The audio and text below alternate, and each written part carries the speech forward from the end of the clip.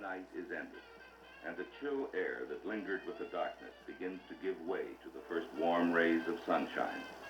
Alarm clocks, shrill and piercing, greet the arrival of the dawn. The city awakens, and a new day begins. In their separate ways, the thousands that inhabit the city begin life afresh.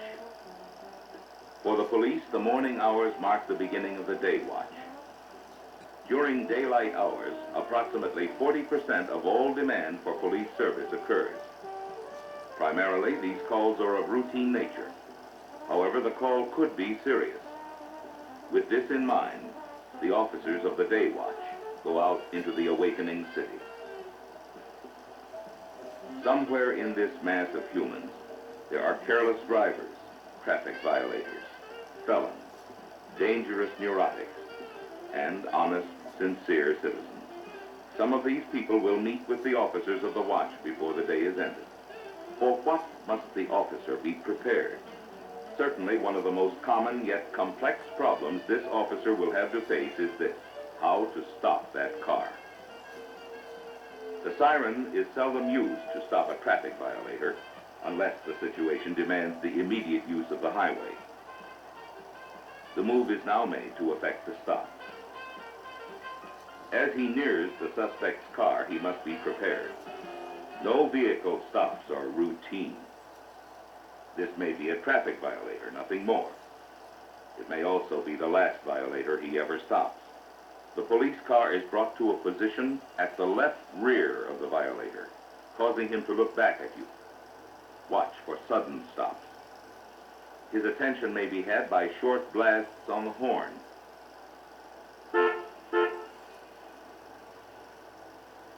As the suspect obeys the command, the police car is brought into position. Note the position of the police car, approximately 8 feet behind the suspect's car and offset about 3 feet farther to the left.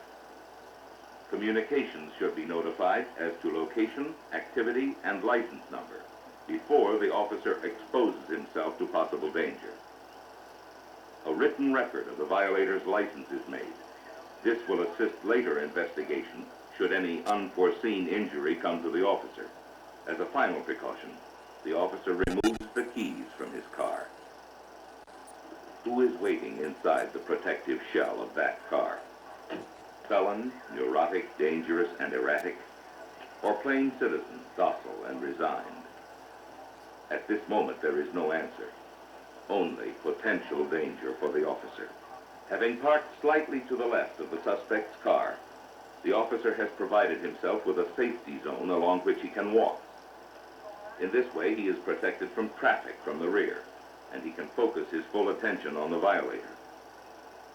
The officer must use every opportunity to observe the violator.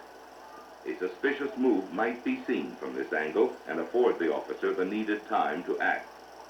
In taking a position to question the violator, stand to the rear of the violator's front door. This forces the violator to turn and look at you, placing him at an added disadvantage. The fact that nothing suspicious has been observed yet does not eliminate the potential danger. A casual readiness may still provide the margin of life and death. Alert observation should continue throughout the interrogation. And don't be misled by charm. Constant observation sometimes yields surprises, like this rather large supply of checkbooks.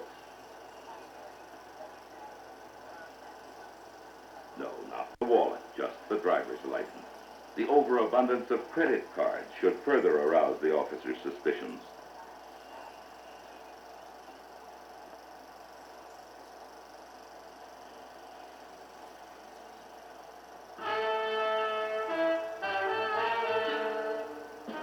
Without alarming the violator, any suspicions can quickly be checked.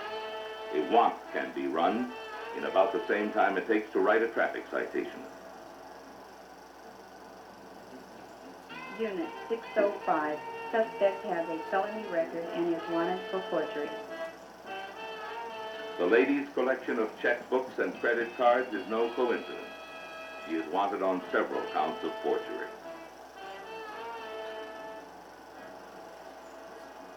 A traffic violation results in the capture of a wanted suspect, simply on the basis of careful observation. The watch moves into its final hours. But for the officers on duty, new problems can arise in minutes. And in terms of minutes, the remainder of the watch is long.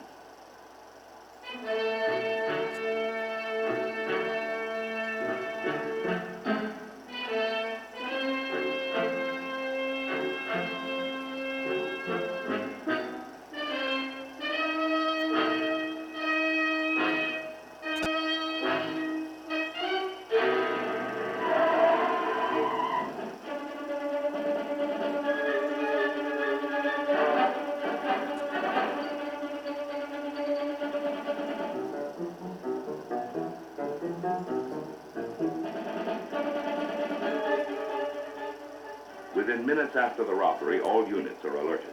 A description of the car and the license number are broadcast, along with the crime for which the suspects are wanted. Immediate note is made on the car and suspects by the patrol officer. The officer proceeds immediately to an intersection leading from the scene of the robbery. There is no doubt as to what to expect if this car is stopped. 1 officer and 4 felony suspects. The odds are stacked too high against the officer here. He must rely on his partner, the Mike, following the suspects at a practical distance, giving exact position, direction, and speed. A knowledge of the area is important now. There may not be time to look for street signs. A well-lighted and populated district is preferable. When the officer has selected the area, he should transmit it as far ahead of time as possible, and then place the mic in a readily available location. This will allow other units time to move into position and lend assistance.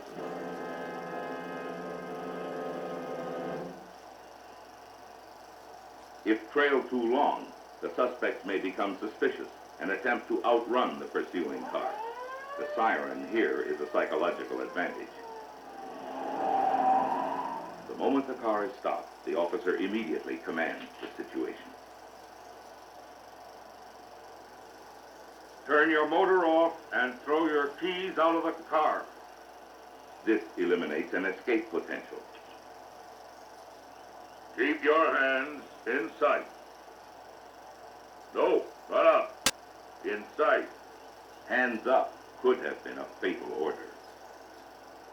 42754. The men in the front seat are told to place their hands on the windshield, palms up. Those in the rear seat are ordered to put their hands on top of the front seat, palms up. Even though they are stopped, the officer should not attempt to effect the arrest beyond this point alone. His advantage is in his position. He should wait for help. The second officer takes a position at the right rear of the suspect's car. When he is in position, the officer taps the car and makes enough noise to let them know that more than 1 officer is present. He should keep a close surveillance on the suspects through the rear window. Now the suspects are ordered from their car. They must get out one at a time on the right side in specific order. First, the man in the right rear. The second officer controls the suspect as he gets out of the car. Put your hands behind your head. The suspect is directed to kneel and then cross his legs.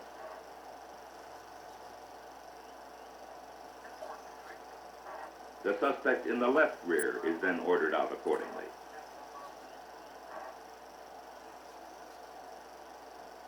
The man in the right front is given the same command. The second officer maintains control of the suspects as they are positioned. Finally, the driver is ordered to take a position beside the others.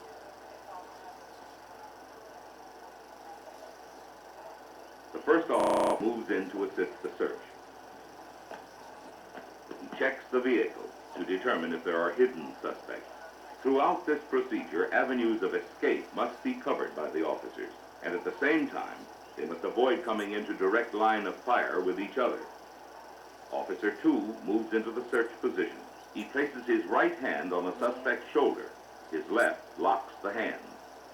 By pulling the hands back and arching the suspect's spine with his right knee, the officer draws the suspect off balance In this position, he can effectively complete the search of the right side. The officer moves to the left side of the suspect, again takes his position of advantage. Then he completes his search by placing the suspect on his stomach. The weapon found by the officer is placed at the guard officer's feet, well out of reach of the suspect. By following the same procedure with the others, the search is completed with a minimum of danger, and 4 armed felony suspects have been safely stopped by a single officer who complied with sound training procedures. The day watch comes to an end. A host of problems faced and solved. What are the procedures that made the day successful? Approach any car with caution. Carefully observe the suspect and car before reaching the window. During the interrogation, stand to the rear of the driver's door. This places the suspect off balance. Be alert, courteous, and businesslike. Broadcast intended pullover location. A lone officer remains behind the vehicle until assistance arrives.